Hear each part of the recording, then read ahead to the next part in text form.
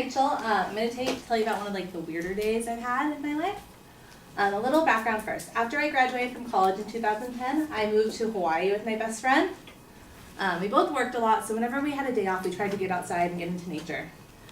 We tried to go out to the beach, on hikes, just do whatever we could. We'd been there for a few years, so we thought we were like local now. So we tried to do like local hikes that other people hadn't been on. So one of the ones I had heard from a friend was ice ponds.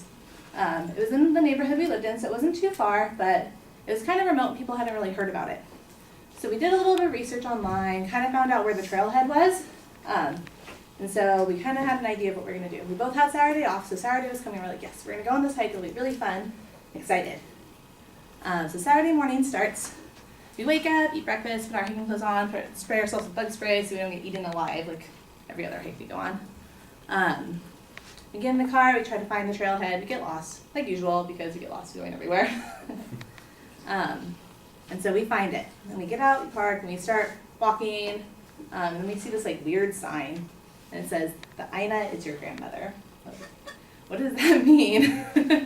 I guess Aina means like earth in Hawaiian, so it's like the earth is your grandmother. I think it's like trying to tell us to take care of like the land and treat it how you want to be treated, something like that.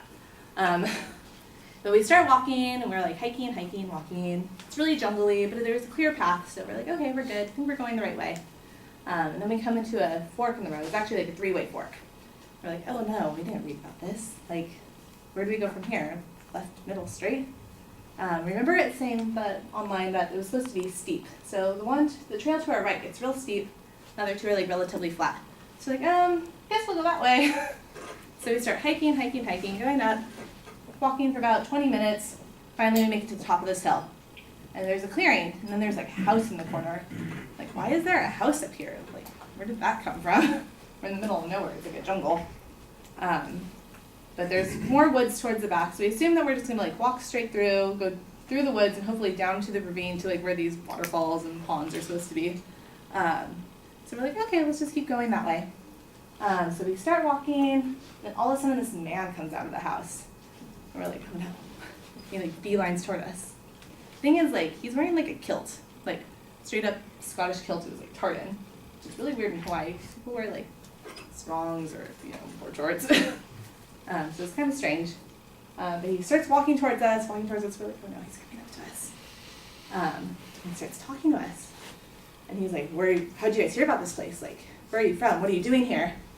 Me and my friend were like, I was like, I heard about it from my friend. And my best friend who I was with was like, oh, we saw it online. He's like, this is online. Like, you guys shouldn't know about this place. This is a sacred, holy place. And we're like, oh no, like, what's gonna happen? But he keeps talking to us like you guys shouldn't be here. Like, it's not where you want to be. And he's making us nervous and basically tells us not to tell anyone about this place. And like, it's really secret. And then we're like, but how do we get to the waterfalls?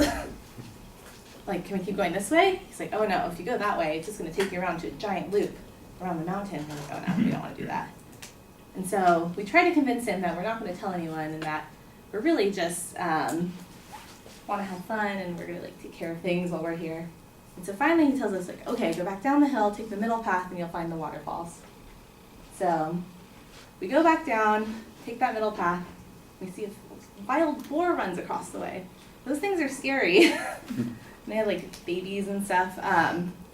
But so we both like jump out of the way. This boar runs across. We're like, okay, I feel like this journey isn't meant to be had. We're like, should we stay? Should we go back? But we trekked on. We found the falls. They were beautiful. We went swimming. It was a great day we had.